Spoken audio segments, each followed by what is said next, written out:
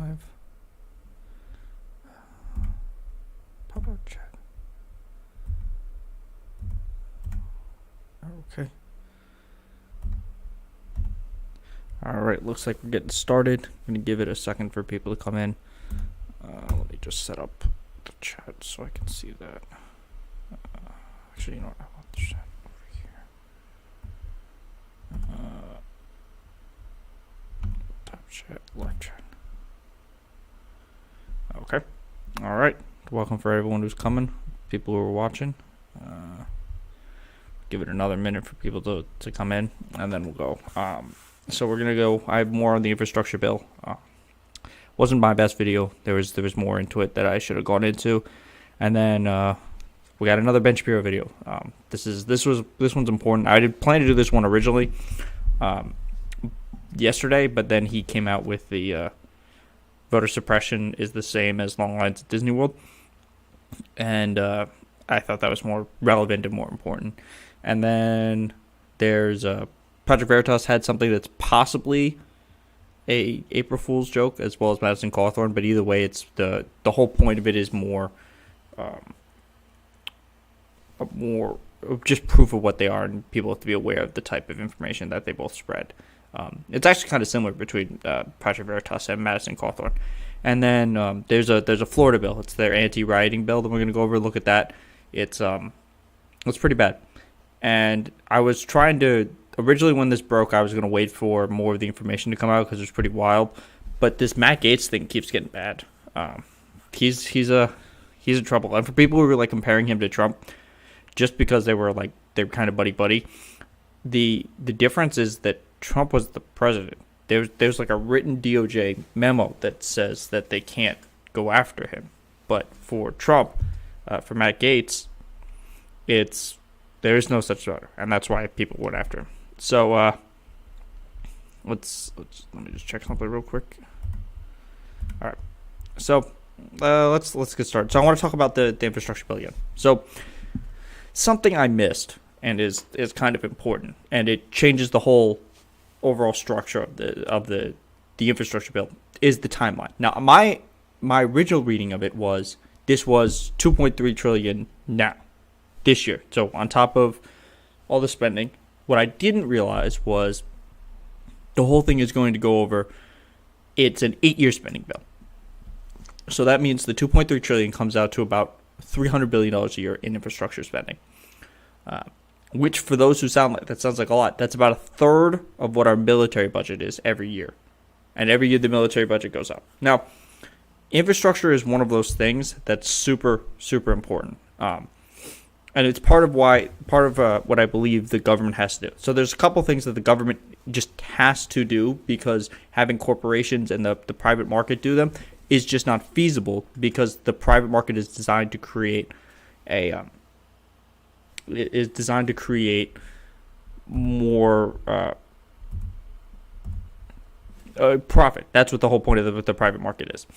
So there are certain things that the government has to do, and those things I believe are infrastructure, healthcare, and then the mail. Because if you allow the privatization of the mail, certain communities still aren't going to be able to get the mail at the cheap prices that they are, or they will be able to get them as efficiently. Part of the way that the U.S. government works with mail is they are able to get out to certain areas where like Amazon and UPS and and Brown and FedEx can't get to, because they're designed that way. It doesn't matter what the cost is. They have to pay. The point of the mail is not to make money. It's the point of the mail is to function. And it's similar with healthcare. Like, for example, insulin. Insulin does not change over the years.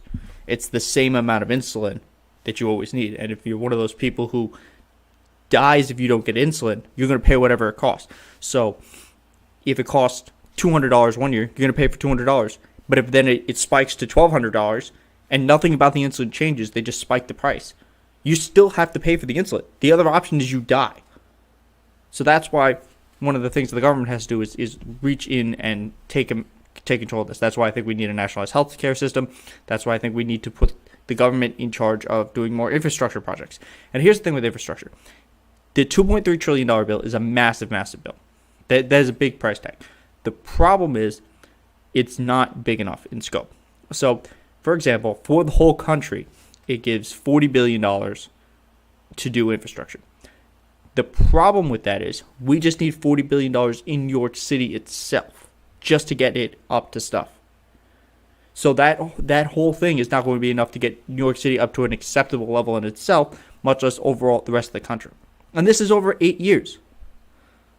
So that's about $5 billion a year. So that doesn't cover anywhere near enough.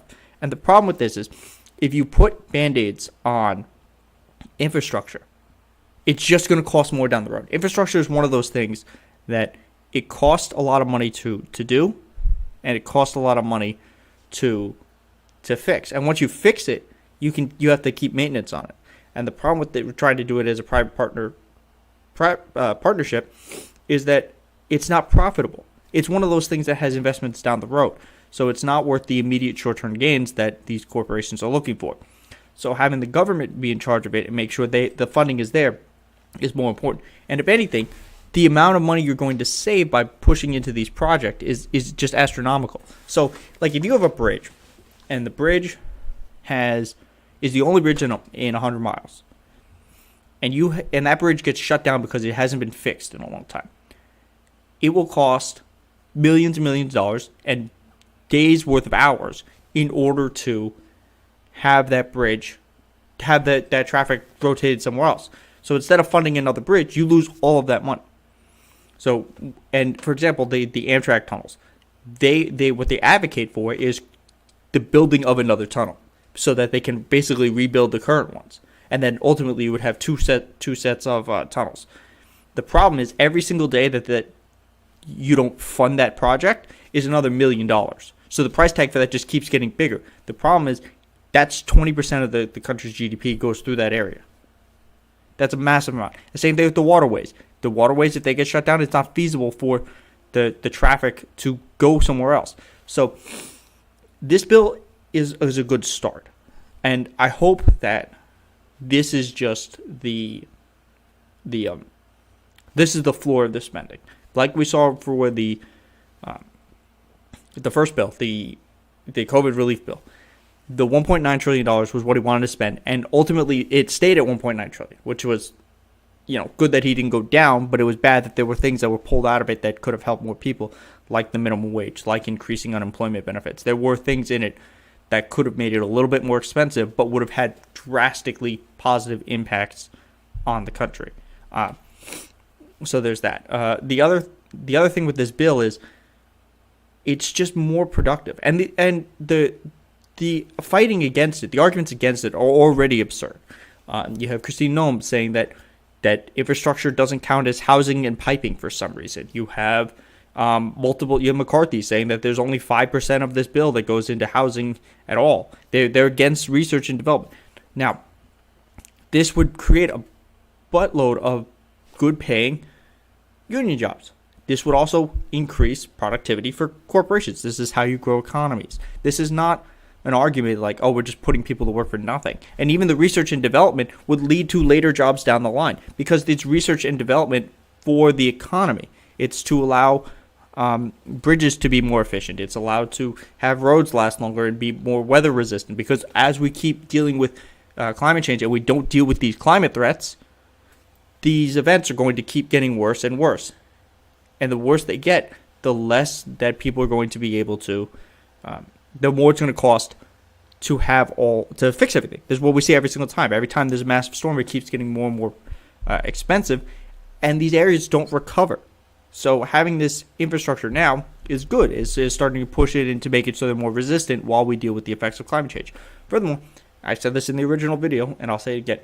Putting the money into green energy now is a positive. So as hopefully the world shifts toward green energy, or we shift to a point where it is possible to be affordable with green energy, we need research and development for that. So we, as the United States, already have the research in it. We have the technology to start producing these things. We will have a leg up, and that will be more jobs. That will allow more higher income. That will allow us to export more goods instead of bringing them all in. And for all those people who are fear-mongering about China, are you going to allow China to be the ones who lead you in green energy, or do you want to have us do it? So I'm sure there's things that there might be legitimate arguments against in this bill. So far, the Republicans' argument has been too much spending, which I disagree with. I don't think that you can have too much spending on something like this, especially when you see that just raising the taxes, actually taxing the wealthy on that. Like we talked about in one of my earlier videos, the last live stream I did. If we tax the people who are supposed to be taxed and they actually pay their fair share of taxes over the next decade, that's $7.5 trillion, which would have paid for every single thing in COVID and still have another $1 trillion on top of that, at least. So that money's been sitting there, and it's going to keep getting higher as long as we don't force these corporations to pay the wealthy to pay their fair share of taxes. Like I went over in the actual infrastructure video, it says that 92 Fortune 500 companies pay zero in taxes. Most famously, Amazon, who is headed by the wealthiest person in the history of the planet. That's a massive income boost. And they're currently dealing with their own unionization thing, and hopefully that goes well in Bessemer. I haven't really talked about it because a lot of it happened more recently when I was in quarantine. The other thing is we have the wealthy who don't pay their taxes. It said even in the other thing with the corporations, said that corporations only pay 8% of their taxes. So I said, fine. If we're not going to close any of the loopholes, then we need to make sure that they would pay a fair amount. The fair amount that was in the 35%. That's just the number that I'm keeping with because that's what it was prior to the Trump tax cuts, which they didn't even pay. They paid 21% for that. But if we're going on the current model, which is it's a 21% corporate tax rate and they're only paying 8%, that's about a third. So if all these loopholes and stuff need to stay the same for them to keep paying a third, then we need a 90% tax rate. That's just how math works. And if someone argues, well, then they're paying too much. Okay, well, if they actually start paying their fair share and it becomes a detriment, then we can lower the tax rate. But the most profitable time in U.S. history was when we had a 70-plus tax rate on the wealthiest people in America. It has been proven time and time again that trickle-down economics does not exist and cannot work to function for this country. All it does is create a debtor society, and it creates more inequality. That's what we have. So by putting all these new jobs in, by allowing all these new jobs to create an actual infrastructure system, we can help lower the income inequality, and we can actually tax the people who have all this wealth. And for all these people complaining like, oh, the public-private partnerships could do it. Yeah, sure, great. You want to put some of your money in to do this? That would be fantastic. But the government needs to be the ones to do this. And the reason they have to is because it does not matter to the government does not work like a company. It does not work like a household. If they go into the red, if they have to spend deficit spending, it's okay. They can do that. Now, part of the way to lower the deficit is to create productivity and to create more jobs. This does both. Infrastructure would both increase productivity because productivity would not be slowed by having all of the stoppages because of faulty bridges and roads and waterways that are broken down. And it would increase jobs because they would need to have a massive amount of people to do this. And a perfect way to do this would be very simple. You coincide this with a federal legalizing of marijuana.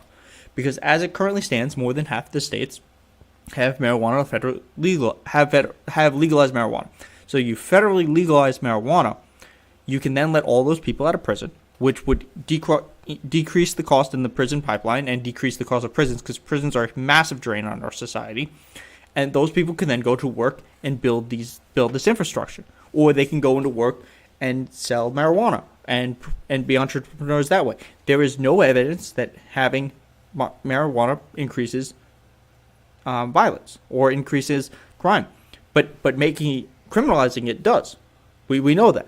That's what happened basically in the 90s, is why the crime rate spiked, is because of the criminalization of marijuana, and it was something that used to be illegal. So by decriminalizing marijuana, also it's really hypocritical not for the Biden administration to be firing people when both he and Kamala have said they've smoked marijuana. It's not, and the argument, oh, well, what if they smoke and drive? Okay, you make it illegal. It's people drink and drive all the time. Generally, what happens when you smoke and drive is you just drive slower because your reflexes are slower, so you're processing at a slower pace, so you're moving slower. But we have car accidents from drunk drivers all the time. We have people fighting each other from violence from alcohol all the time. We tried to ban alcohol and it didn't work. There's no reason not to make marijuana legal in that sense. So, my final thoughts on this, on the infrastructure bill. It needs to be bigger. It's a good first step, and I hope that this is the first step. And, raising the taxes to help pay for it is a good idea. But it should not be, it shouldn't have to be penny for penny how you do this. This is one of those things that will actually pay for itself in the long run, unlike the Republican tax cut, which definitely did not. It just created a massive deficit hole. So by fully repealing that would help pay for more of the taxes. And then raising taxes even higher, because they don't pay their fair share, even if you raise it higher as it is. And it's not like they're going to leave. And the last point on taxes. Georgia is currently fighting with Delta. So what happened was Delta said, we don't agree with your voter suppression bill. Because that was what it was, voter suppression. And people say, oh, no, they want to secure our elections. The elections were secure. The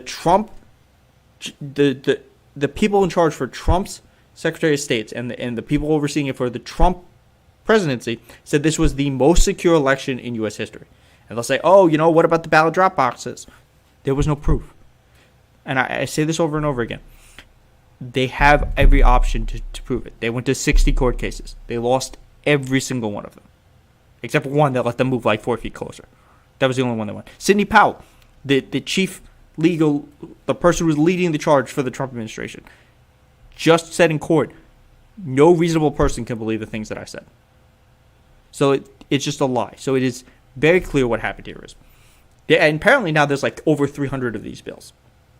They saw that the demographics are changing, and they saw that they weren't going to win this way.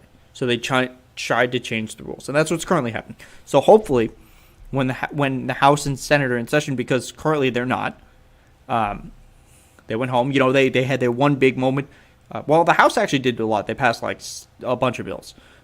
The Senate spent a while doing confirming people, and then they passed the American Rescue Plan, and from there. They passed. They went home. Now, since they've gone home, we've had 14 mass shootings. 14. That's basically been one every single day for the last 2 weeks. But as you know, a good guy with a gun stops a bad guy with a gun. And look, this is something I haven't personally looked into yet. It's just off the top of my head. And if somebody who's listening to this can actually give me the data on this, I will look into it. And I don't think there's enough time. We'll see toward the end if I'll look into this. I can't remember, because I imagine if this actually happened, there would be massive news stories covering this, especially from right-wingers. That person would be a congressional candidate. He would be the face of everything. He would be all over the place. The argument is guns protect yourself, and a good guy with a gun stops a mass shooting.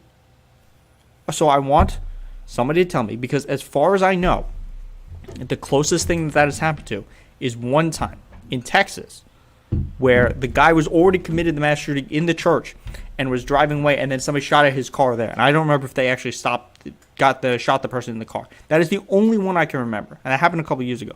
Now, it is totally possible that more of these things have happened, and I would like to know if people have seen them, and they can tell me about it. I want to know. And I'm being very specific here. And maybe that's part of the problem, is because of how specific I'm being. The argument is a good guy with a gun stops a bad guy with a gun. How many non-police officers have stopped a mass shooting because of a firearm that they were carrying? That is the question. As far as I know, the answer is 0. So and keep in mind, we had more mass shootings in 2019 than we did in days of the year. So you would imagine there would be at least one, right? If you have that many, statistically, you would have to have one. Unless give me, I don't care how long the range is. I would like to see that there was some actual evidence to prove that this argument is true. Because if your argument is having more guns makes people safer, but there's no evidence to prove that, then maybe we need to try a new strategy, because people are dying. And they're dying everywhere. It is not just in Chicago. It is not just in D.C. It's not just in California. It's not just in New York. It is everywhere. It is in grocery stores. It is in movie theaters. How many people go into a movie theater and think, okay, well, how am I going to get out of here if somebody starts shooting up the place? It happens in schools all the time. The argument is up. Let's harden the schools. Why can't we stop these people from getting guns? If it is considered a infringement of your rights to not have to wait to get a gun, it shouldn't be an infringement on your rights to have to wait in line to vote. You have the right to vote. So waiting for that should be similar to waiting for a gun. The difference is you can buy a gun any day of the year. You can only vote once or twice every couple of years. And it's only in certain places, and it's one day at a time. So that's my argument for that. So let's go to some of the other things that I had pulled up, and we'll see what else is going on here. All right, so this is I don't know if this is a joke. So this is this hashtag is Bodies Under Bridges. This came out from James O'Keefe, Project Veritas, and I actually pulled this particular one up for a second anyway. So who are Project Veritas? Project Veritas is this right-wing organization that deceptively edits videos in order to make their whoever they're doing it look bad for. That's the whole point of Project Veritas. Project Veritas is a right-wing smear campaign, and they did it to Acorn. They did it to they tried to do it to Ilhan Omar during the election. They tried to do it to Planned Parenthood. They're actively against this. Everything they say is false. Project Veritas is false. James O'Keefe, who runs, is false. He's been sued and in court has said this. So the fact that they're running this now, I don't know if it's an April Fool's joke. I imagine this footage is probably fake because of who the source is coming from. So when you see somebody quote Project Veritas, you know they're lying because they're not an active source. They're not a credible source. It's not a credible source, and anyone who's quoting them is not being credible. It's very similar to somebody saying, "Oh, I had Steve Crowder was who just recently got banned on YouTube, is actually doing journalism." It's that type of thing. So the reason I pulled this particular tweet up is because Big Dan Rotheimer, for those of you who don't know, he's running in Texas. He has a very ridiculous ad. But last year, Big Dan Rotheimer was running in Nevada. And if you look at that ad, it is a drastically different person that he's trying to portray. So I have no idea when this election is. It's Texas, so he'll probably win anyway. But he is a very fake person. So let's go from one fake person to another. Madison Cawthorn. For those of you who say, why is he a fake person? He lied about his accident. He lied about his military going to the Naval Academy. And he has a lot of sexual assault allegations against him as well. So and keep in mind, Madison Cawthorn, who is the youngest person ever elected to Congress. I don't remember the right wing complaining that he hadn't done anything in her life, because you remember AOC was considered not qualified because she used to be just a bartender. And she hadn't done anything useful. But this kid is super qualified. He bragged about the fact that he brought more of a communications team to Washington than he did an actual legal team to create bills. So a lot of what he does is performance art, because that is what the new wave of Republicans are. They're about performance art. That's why you saw Lauren Boebert with the guns in her background. That's why you saw most recently Marjorie Taylor Greene dry hump in the air while she's doing her pull-ups, because apparently a year into this, she is still under the impression that if you work out and you're in good shape, COVID won't get you. Now, it might not kill you, but you can still get infected with COVID. You can still infect other people with COVID. It's not like, that's not a safety precaution versus wearing a mask. Now, why do I bring up Madison Cawthorn? I have no idea if this is real or not. Let me rephrase it. These bills and everything he just says here is, today I introduced a bill to terminate certain executive actions by the Biden administration. This bill is designed to revoke harmful policies enacted by the Biden administration, which resulted in the Biden border crisis. This bill revokes executive orders and his proclamation, and then goes into them later. Now, two things here. One, this is blank. Two, like I stated earlier, Congress is not in session. Who did he introduce this bill to? Apparently, it's just Twitter.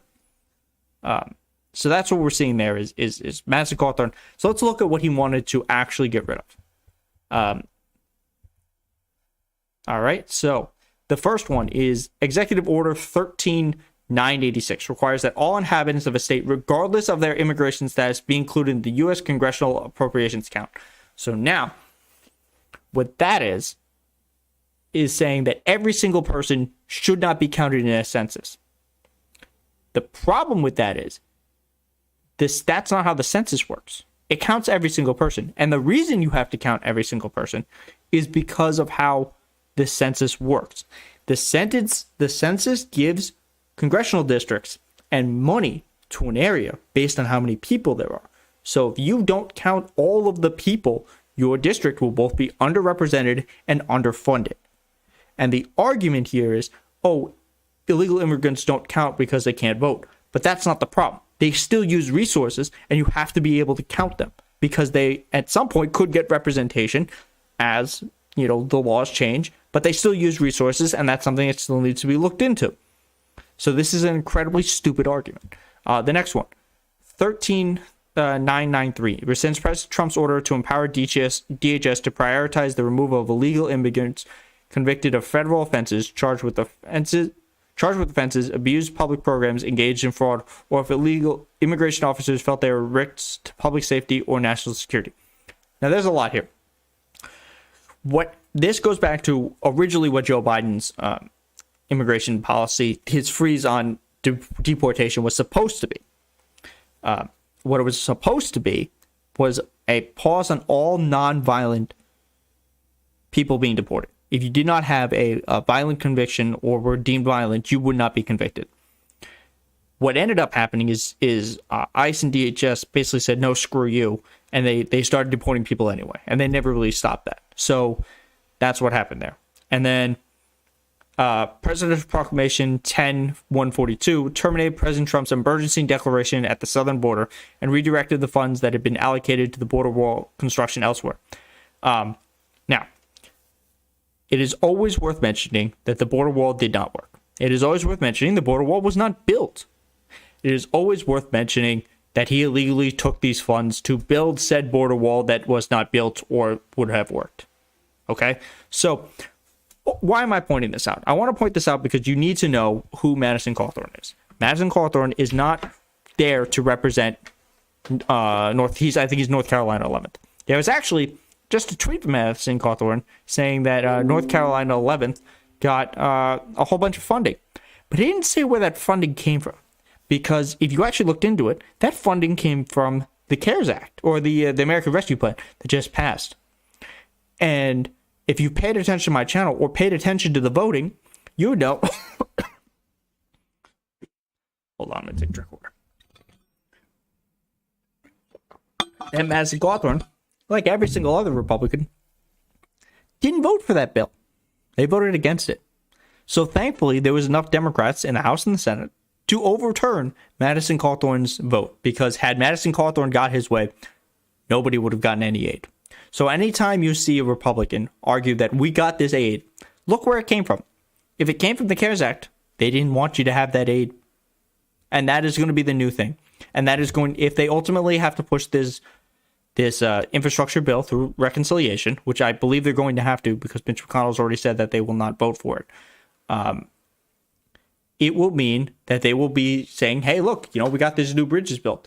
And every single Republican, in all likelihood, will have voted against this as well. So when Republicans take credit for something, look into it. Ask the question, where did it come from? Why didn't you vote for it? Because that's generally what the thought process is. To be very clear, the only piece of legislation that Republicans in the House have pushed through is the elimination of the estate tax. That's it. That's the only thing they have pushed through.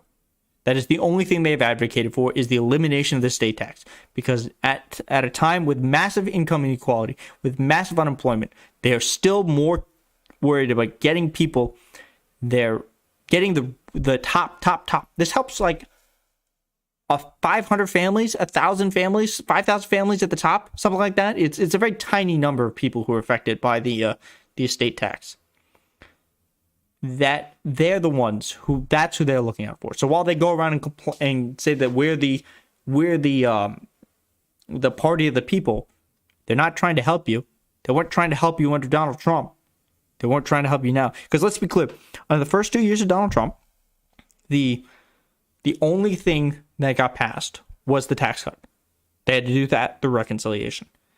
The other thing they tried to do through reconciliation was to take away your health care.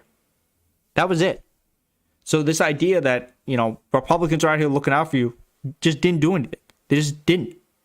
All right, so now we're going to go to a Ben Shapiro video. Now, this was the original Ben Shapiro video I wanted to do yesterday before he came up with the big brain 600 billion IQ take of voter suppression is the same as riding a line at Disney World. So the reason I want to cover this is because this is what Ben Shapiro does a lot of. He does a lot of things.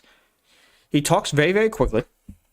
He talks and says a whole lot of things at the same time. So it's very hard to push back on each individual topic. That's part of why it's better for people to do these videos where he posts something and you can pause it and break down each one of his arguments for the fallacies that they are. The other thing he does is conflate things. He conflates things that aren't accurate. Actually, you know what? We're going to look through something in real time for this video. So what he's going to talk about is this Uber driver who was killed, and he's going to compare this to the George Floyd protest or the George Floyd killing. Now, this was something similar that happened with Breonna Taylor. When the Breonna Taylor, when they were about to release the charges for the Breonna Taylor case, there was this push about this kid, Parker Cannon, I believe his name was. He was this little like 5-year-old kid who got shot in the head by a black guy. And then the argument from conservatives, or from some conservatives, was, well, the media is not giving this as much attention. But then you look at the difference between the Parker Cannon and Breonna Taylor. Breonna Taylor was killed in her bed by police who have flip-flopped about whether or not they actually had knocked or not, whether they announced themselves, whether they had a no-knock or a knock warrant. They responded with overwhelming force, and they had the wrong apartment anyway. So Parker Cannon, what happened there was, after this guy killed him, there was a manhunt, and they caught the guy and they arrested him. Like immediately. So the question everyone asked these people who were complaining about this was, what more national attention should there be? Part of the reason for George Floyd and Breonna Taylor's the national attention they got is because the people who committed the crime against them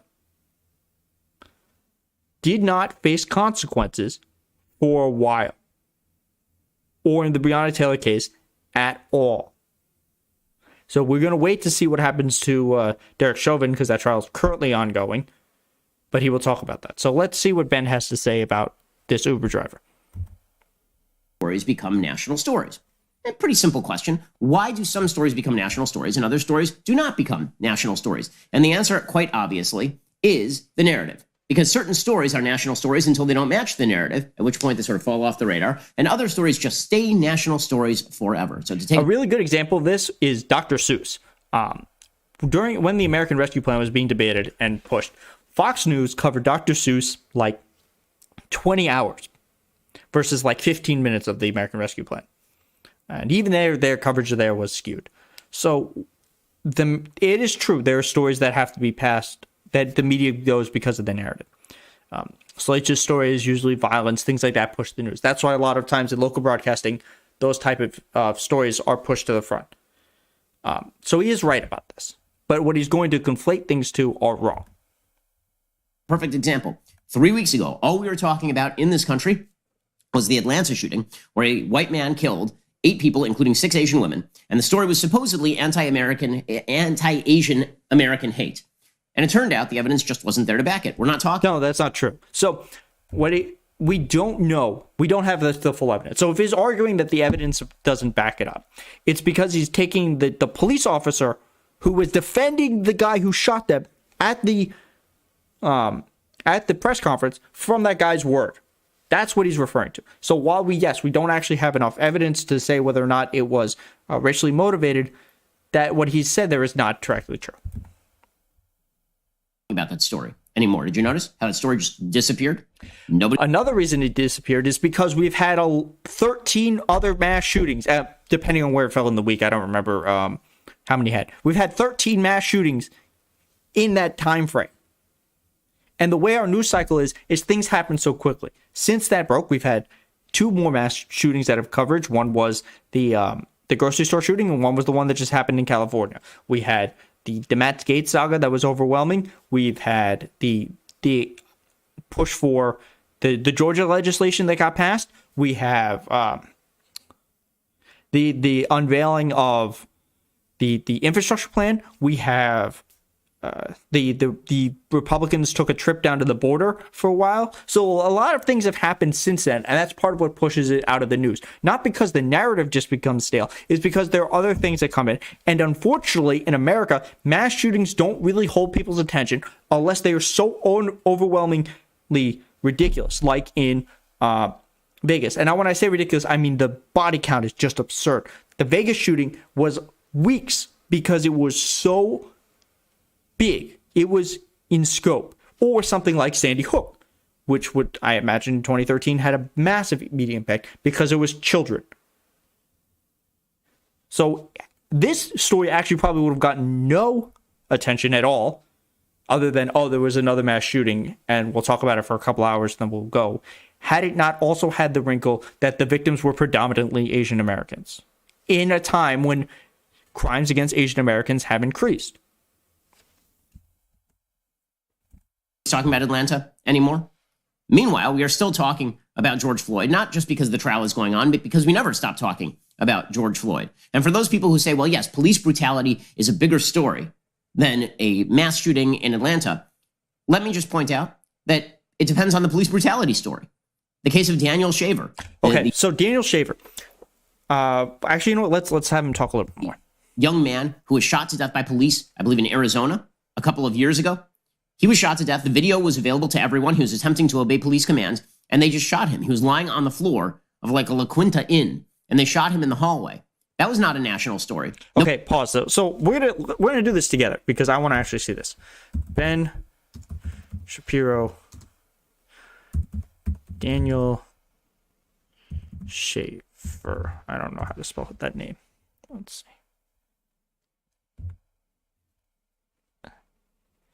Okay, so we did talk about this.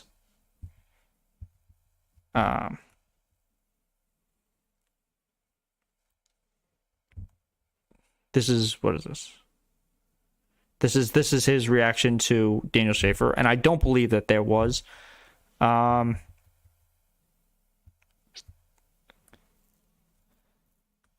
This is just more backlash to pushing him. So the Daniel Shaver movie, Kelly, I'm not going to put this on screen, but I've seen it. This one was wild. That police officer, I hope he got charged. Did he get charged?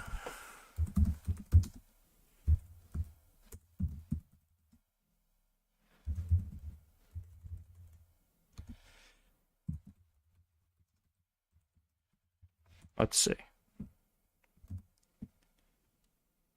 Shooting at Daniel Shaver. After shooting, remained in the room, was pellet gun, charged with second-degree murder and a lesser manslaughter charge, but found not guilty. The prosecutor argued the shooting was unjustified. Okay, so they're reopening the case, but this guy is back on to a police officer. So if you go and watch that video, you can decide whether it's justified. It did not look justified. This was, I believe this was the one where the guy had the words like assassin. He had some crazy thing written on his rifle, but the guy was crying. He was begging for his life. He was like being told to crawl near him. He was on the ground, and the guy just killed him. This is very similar, actually, to when that therapist, he had a mentally unhinged or mentally deficient patient, and the cops were called on it because that's what a lot of times what happens is police are called to deal with people like this. And the guy laid on the ground with his hands up on his back, and they shot him anyway. He didn't die, but I remember that story very vividly. So let's be clear. These are not the same because that guy actually faced charges. And currently, Derek Chauvin is facing charges. Furthermore, the thing with Daniel Shaver is it is a broader thing. This is the thing that part of the Black Lives Matter movement that people like Ben don't want to talk about is they're not just arguing for police brutality against African American people. It's police brutality in itself. Specifically, they're trying to bring light to the overwhelming nature of it toward African American and minorities, because it is overwhelming. But it is a general issue of police brutality. So yes, if you argue why one case didn't get more play than the other, yeah. But the other thing I also don't see is, Ben, you're not going to complain about, if you're going to complain about Daniel Schaefer, you also have to see, why haven't you smeared him yet? If your argument is, well, okay, the media didn't cover because it didn't cover his narrative, then I assume that your response is, why haven't I smeared him yet? Because that's generally the right-wing response to any police shooting is, how can we go back and see if this person smoked pot in 5th grade? So if you're going to be consistent, like Ben tries to be, because Ben is all about facts over feelings, you should be consistent with your own smears. Everybody knows Daniel Schaefer's name, but everybody knows George Floyd's name. What becomes a national story and stays a national story is completely up to a national news media that have decided that each story that is important is important. That's not even true, too. Part of the reason that George Floyd became such a national story is because it sparked the largest civil rights protest since the civil rights protest. And had the news medias not covered it, I guarantee you nobody would have known. Think about even how the Black Lives Matter and the things like that were covered. One side was, if you focused only on all the damage that was done, you would have a totally different view of how the Black Lives Matter protests actually happened. Or let's say if you're a Fox viewer, or if you're somebody who follows Ben Shapiro, your whole thought process would be, these people are just angry and they're here to destroy your houses and they don't care about logic and they're just going to burn down your cities. Like they've destroyed Portland and they've destroyed Kenosha and they destroyed Minneapolis, and none of that is true. If you go to Portland, Portland is still standing. If as much as they argue about Portland, or you hear the Chad was what, in Seattle? It's actually Chad in Westchester. That lasted like 10 minutes. Anyway, if you hear about Chad was an overwhelming force that enveloped the entirety of the city, and the government just had no response to it. And Chad did break down, like generally they do. It was kind of a stupid idea. I can admit that. The problem here is he's arguing that it's just a black and white thing, and the media is pushing this because if it doesn't fit their narrative, it doesn't get covered, which is ultimately true. If they don't want to cover it, it won't become national news. But this is much deeper than what he's arguing. Because it is a data point in support of the broader narrative. The George Floyd story became a national story not because of the specific circumstances of the George Floyd story. No, it became a national story because of the specific circumstances. It was there. Look, when you have some of these shootings, there are ones where they can actively justify them. There is no justification. Generally, when these type of things happen and these videos come out, generally the police support the person who did it. In this case, almost every officer said, no, this was bad on every level. Because of how long it went on and how brutal it was. Not brutal in the sense of like him getting beat to death. Because of you get to watch this guy die, and the care and the disregard that Derek Chauvin showed for George Floyd is because of that. Because of how just outrageous this one was on top of all the other ones. Look, there are ones that are absolutely outrageous. Elijah McClain, Breonna Taylor. George Floyd is different. It is different because of the callousness and just how brutal it is. It is impossible to watch the entire 9 minutes of that and not be shocked at it. Most of these things are done in 15 seconds, a minute at most, depending on how long the clip goes before. This was 9 minutes of watching a man die. The dispatcher who was watching it on the camera footage thought that their footage froze because of how long he was standing on this. He was kneeling on his neck. So to be clear, George Floyd, part of the reason his thing was so big because of how callous and how ruthless it was and how outrageous his death was. As it turns out, if you are attempting to establish reasonable doubt on behalf of Derek Chauvin, if we're talking about preponderance of the evidence, I think I think Derek Chauvin gets convicted. If you're talking about reasonable doubt, it seems to me that the defense has a fairly easy case for reasonable doubt in this case. Again, remember the stand. See, this is the other problem. So Ben's argument is, oh, on the evidence he did it. But because you have to convince a jury that, maybe he was kind of sort of in a little bit of danger because in his head he thought that the guy who was handcuffed and he was kneeling on and was crying for his mama had a conviction in his past that he may or may not have known about or might have been on drugs. The only thing that he could do is kneel on his neck for 9 minutes. That's a problem. That's part of what Black Lives Matter and these people are arguing, is that the justice system is not fair in these things.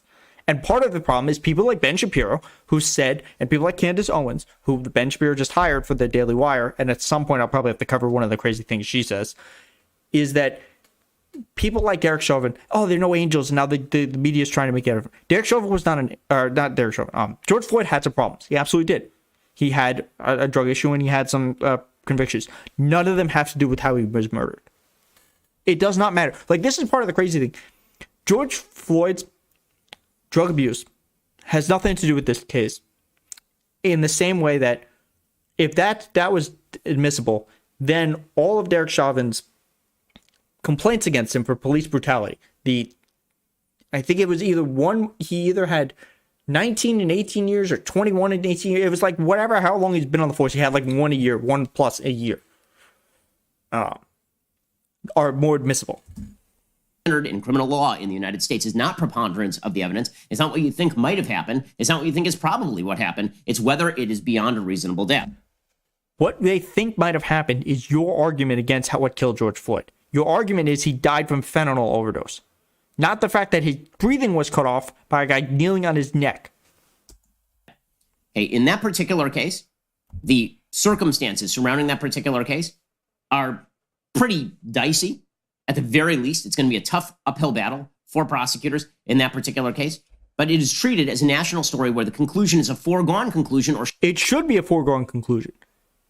Only people like Ben Shapiro who do not believe that police brutality is a thing, or that any slight that has happened in your past means that you should be executed by the police, believe that this is a dicey thing.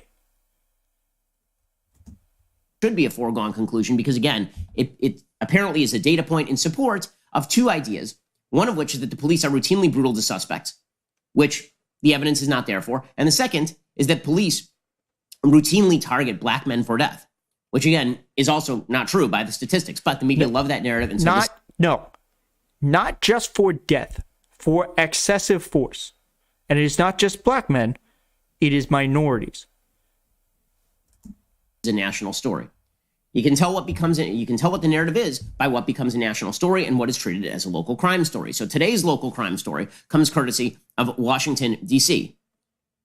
There is a case. It is a horrific case. The video is now available. It is just horrendous. Of Muhammad Anwar, 66, a Pakistani American. He immigrated to the United States in 2014. According to USA Today, he was assaulted on Tuesday with a taser when two girls attempted to carjack him, according to the Metropolitan Police Department.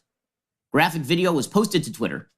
It shows Anwar in a struggle with the suspects who then speed off and crash and flip the car with him hanging onto the side. We actually have the video available. It's tough to watch, so that is your warning. If you don't wish to watch the video, then... Yeah, I'm going to show the video just because it's part of the Ben Shapiro thing. And I actually hadn't seen the video. I'd heard about this case. I hadn't looked into it because of, as I'll explain, what happens later.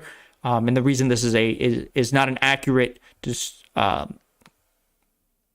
description of comparisons from Ben. Duck out for the next 25, 30 seconds. Here's what that video sounded like.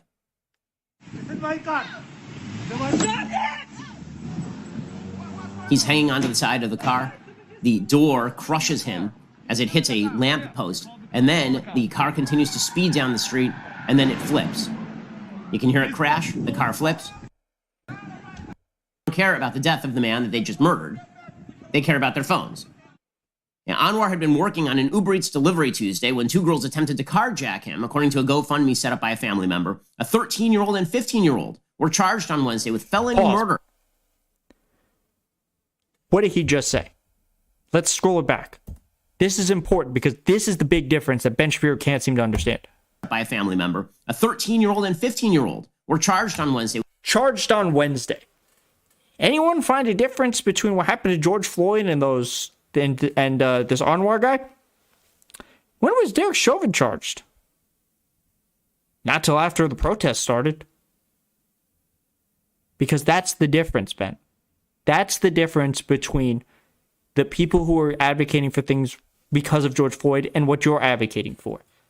Your argument is a case that has already been solved, where the people responsible are being held accountable, is not making national news, where an unbelievable scene of human cruelty was shown to us in real time.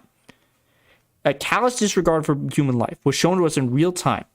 And the person responsible, because he wore a badge, did not face consequences for days. That is the difference. And that's what you don't seem to understand. Felony murder and armed carjacking with a taser. By the way, there are apparently 7,500 stolen vehicles in Washington, D.C., the city, every year, every single year, 7,500 stolen vehicles. The GoFundMe for Anwar said Anwar was a beloved husband, father, grandfather, uncle, and friend who always provided a smile when you needed one. He leaves behind a family near and far who cherish, love, and miss him dearly. Just onto this point, because he's going to say something else. You know what might help with the carjackings?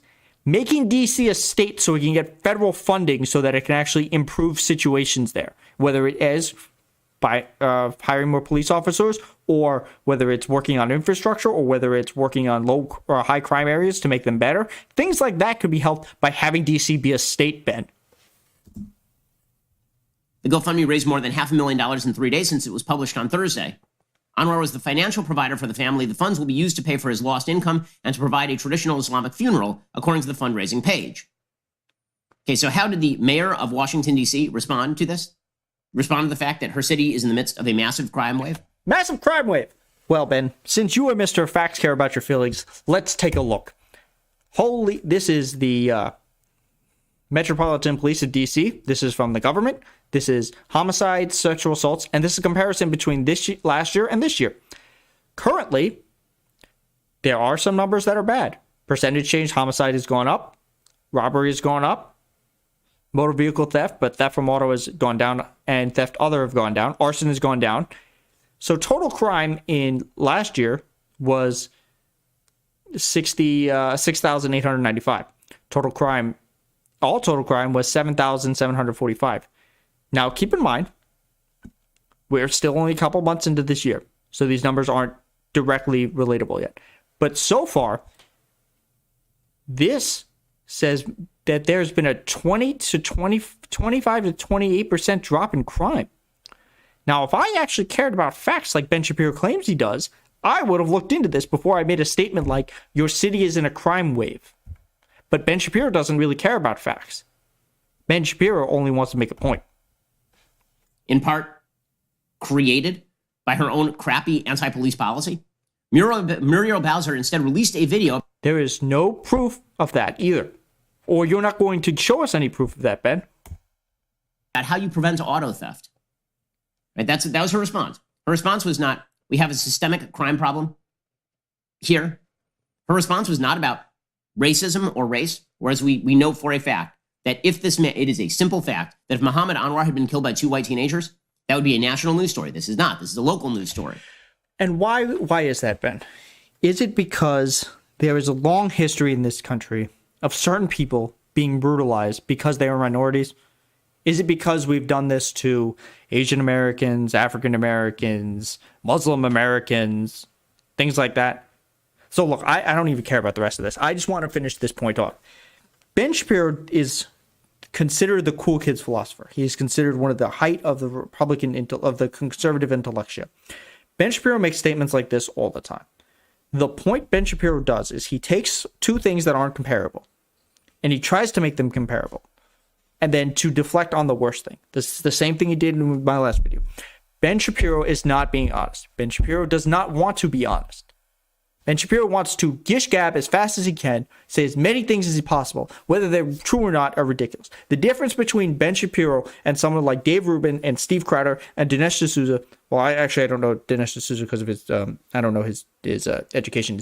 Ben Shapiro went to Harvard, and it's deemed to be acceptable because he talks really fast, and he's able to own the idea, the marketplace of ideas against college kids.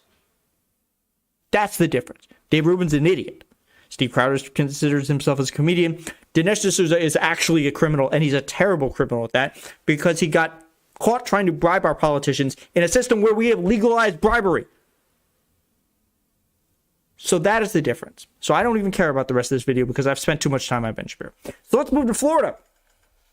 So Florida passed this law. So it's an anti-rioting law. This was HB 1. So this was the first bill that got passed through Florida. They're currently thinking about passing some type of anti-voting rights bill, even though Donald Trump won the state. And he probably would have lost the state had Joe Biden actually ran on $15 minimum wage. But that's a different argument. So let's look at what this anti-riot bill. Now, this is supposed to deal with the George Floyd protest in response to that and the Capitol riot. Now, keep in mind, in Florida, a total of one person died from the Black Lives Matter protest. One person. Single person. Versus the thousands of people that they have killed by not taking COVID seriously. But this is the first thing that they're arguing with. So, new criminal offenses to combat rioting, looting, and violence. This is what's in the bill. Prohibited on violent or disorderly assemblies. Third-degree felony when 7 or more persons are involved in an assembly and cause damage to property or injury to other persons. Now, what does this mean? If there are 7 people in a group, and you all together, and one idiot decides to break a window or start a fight with somebody, all 7 of you are now faced with this felony. That's what it says for all this. And keep in mind, in Florida, if you have a felony conviction, it is almost impossible for you to get your rights back because of it. Let's see. Prohibition on obstructing roadways. Third-degree felony to obstruct traffic during an unpermitted protest, demonstration, or violent or disorderly assembly. Driver is not liable for injury or death caused if fleeing from safety from a mob. Now, this is vigilantism. What this is saying is, now unpermitted protest is obviously something. If you don't have a permit, you should not be protesting. If it's or violent disorderly assembly. Now, violent or disorderly is decided by the police. Oh, shit. It is not decided by the people driving. So they could say any assembly is disorderly, and this would be okay. Now, fleeing from the safety of the mob. This is the same type of defense that the police officers can use when they say, I feared for my life. They could just say, look, I'm fleeing for the safety of my life.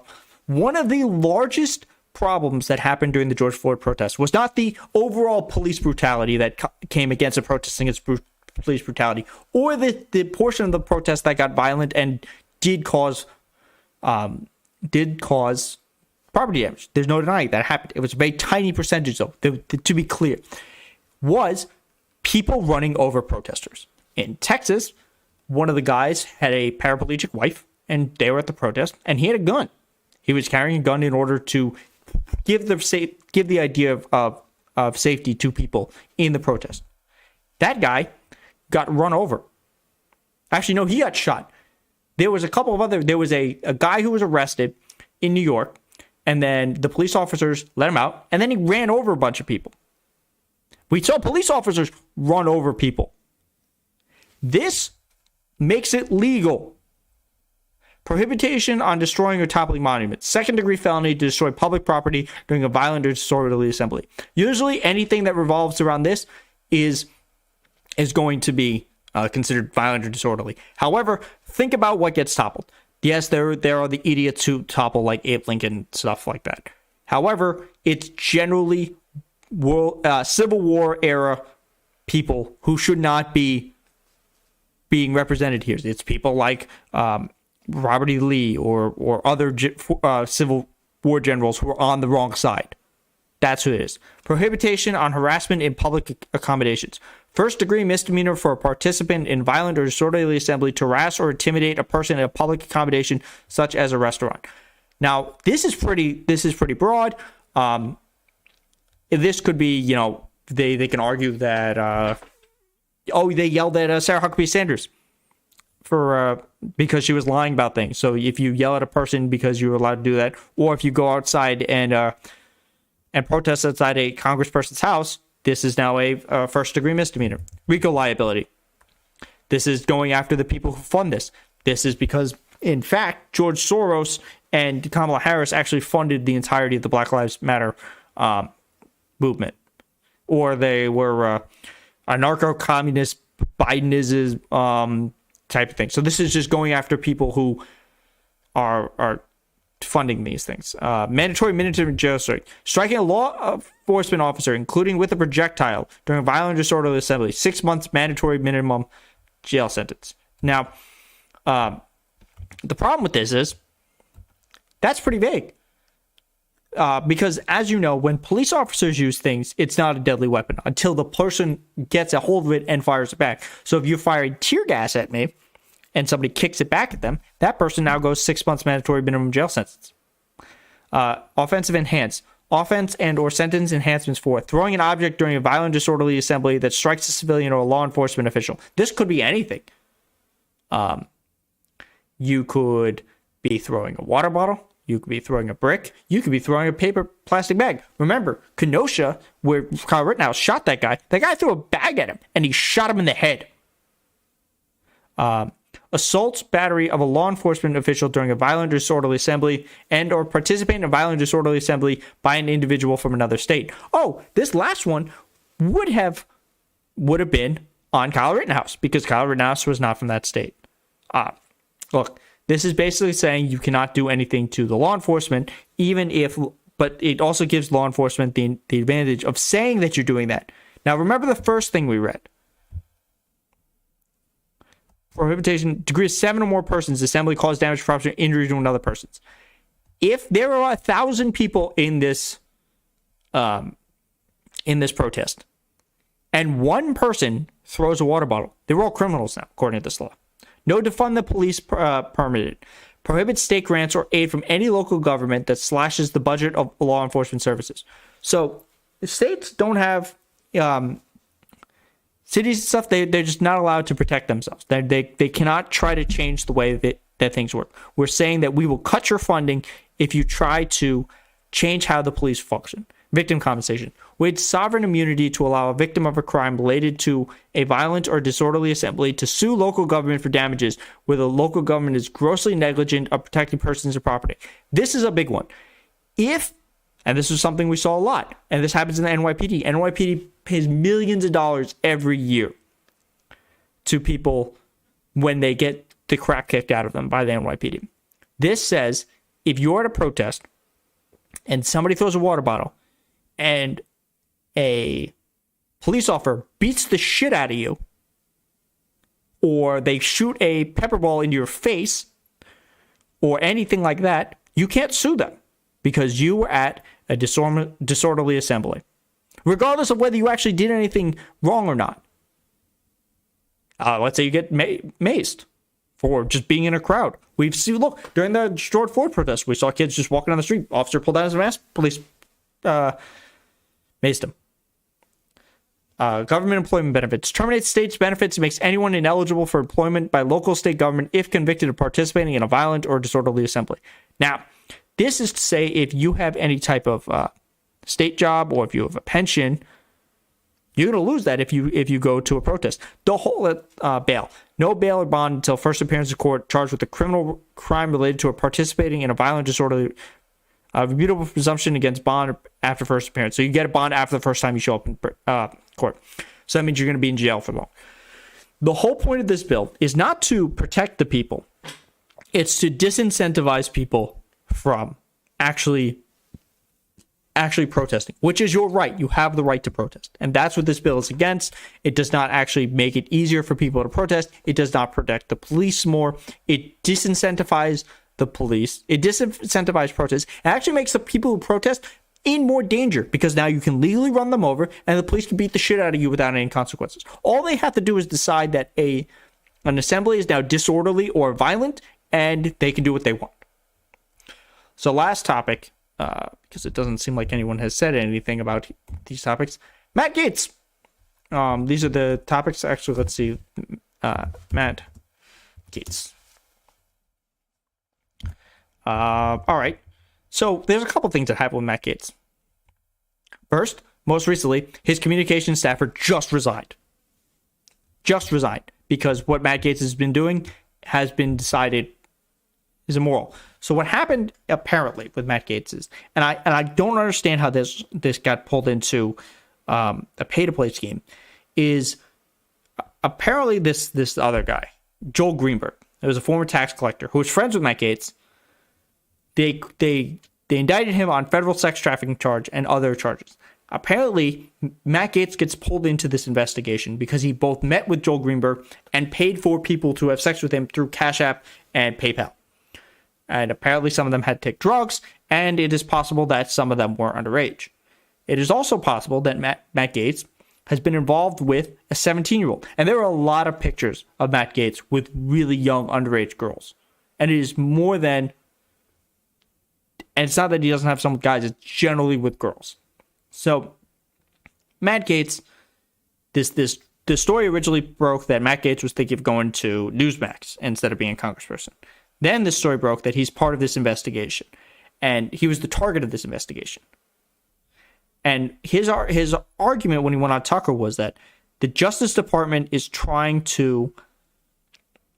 a Justice Department official is trying to get money from me and my family. And in order to do this, they know that I'm part of this investigation.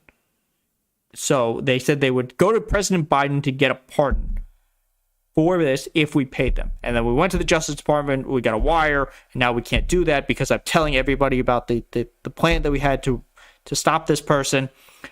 But the thing that he never argues against is whether or not he's actually guilty of whether he's actually the target of the investigation. He just says somebody's trying to extort him, not that he didn't do the things the person is trying to extort him from.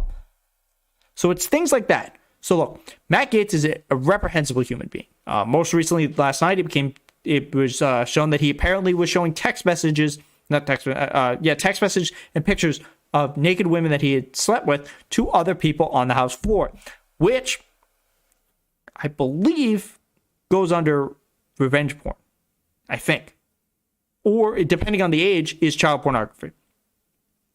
But we also know, and this came out, I think, during his campaign, but it's come out more recently, that when he was in the Florida, the Florida Congress, he was a Florida congressman because he's the son of the Florida Senate leader, so he's very wealthy. He used to have a game where they would sleep with their female employees and other Congress people, and they would have a point system from that. So the people who are defending him, and let's keep in mind, this is not the Joe Biden Justice Department. This was started under the Trump Justice Department. This was started under Bill Barr, and Bill Barr had to be directly briefed on this to the point where Justice Department officials would not show up at events with Matt Gaetz because of the eventual shitstorm that they knew. Bill Barr was supposed to be at an event with Matt Gaetz, and he decided not to go because of that. So Matt Gaetz is looking pretty guilty. And the people defending him are Marjorie Taylor Greene, who's an absolute lunatic. The things that she believes are just crazy. Most recently, she tried to introduce a bill to fire Anthony Fauci or to make his salary zero until the Senate confirms his replacement, not knowing, because she doesn't know things, that his job is not a Senate confirmation. So there's that. And most recently was her working out and saying that working out is how you defeat COVID. So Matt Gaetz, looks like Matt Gaetz is in trouble. Looks like more and more of this come out. The arguments that, this is versus what happened to Al Franken. Al Franken, after the pictures came out, had 8 allegations against him. And there was going to be an investigation when he resigned. This is more akin to what happened to Katie Hill. Katie Hill had her ex-husband leak nudes from her, and that's what forced her to resign. It appears that Matt Gaetz has done much worse than that. And I hope he goes down. I do not like Matt Gaetz. Fortunately for Matt Gaetz, if you remember listening to me on the Center Left Radio podcast over the last couple of years, Matt Gaetz was in my list of the 3 dumbest people in Congress. It was him, Devin Nunes, and Louis Gohmert. And Donald Trump was among them. Thankfully, Laura Boebert and Marjorie Taylor Greene are here to take the crown from that undisputably. The other thing is, Jim Jordan's one of the people who defended him. Jim Jordan has his own sexual accusations. He apparently, while he was a wrestling coach at Ohio State, covered up the sexual abuse of the wrestlers there. Let's just go back to this. We don't need. So there's that from Jim Jordan.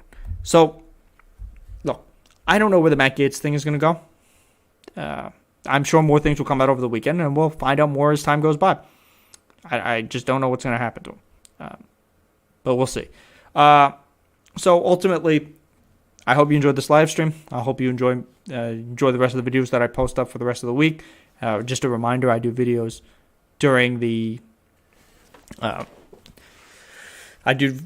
week. I do videos, 4 to 5 videos, 3 to 5, 4 to 5 videos during the week, and then I do live streams on Friday.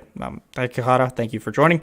But we're wrapping up now, so please join me for the next live stream next week. We'll do more videos during the week. Please like and subscribe to the videos if you like what I'll do. What I'm going to try to do with this one is I'm recording it. I missed a little at the beginning because I recorded it. But I'm going to try to break this one up into the actual segments. So there'll be like a video of me talking about the infrastructure. There'll be that long-winded discussion about how Ben Shapiro was wrong. And there will be the Florida case and then a little bit of the Matt Gaetz stuff. So in the future, I'm going to start posting more things on my Twitter at Faces Ideas about, what other topics people want me to talk about. I appreciate the people who are watching. Thank you all for joining me, and I will see you next time.